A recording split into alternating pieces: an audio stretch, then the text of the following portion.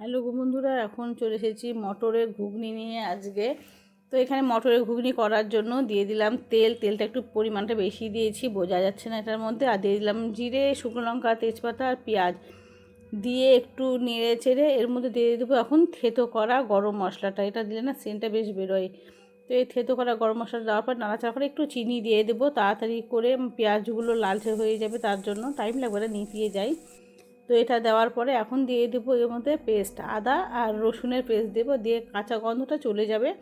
একটু নাড়াচাড়া করে এর মধ্যে এখন দিয়ে দেবো কুচিয়ে রাখা টমেটোগুলো তো টাইম লাগবে না বেশি, এখন দেশি টমেটো।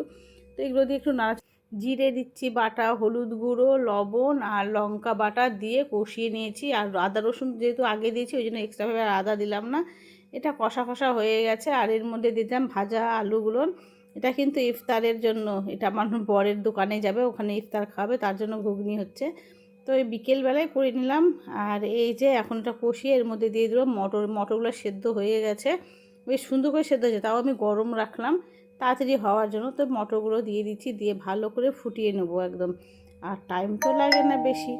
তো মটরগুলো ফুটিয়ে নিলাম, এই তো এখন দিয়ে দেবো একটু জল দিয়ে ঠিক এখন নামানোর সময় দিয়ে দেবো তোমার হলো গুঁড়ো করা যেটা থাকে গরম মশলা আর হলো কসুরি মেথি দিয়ে দিলাম।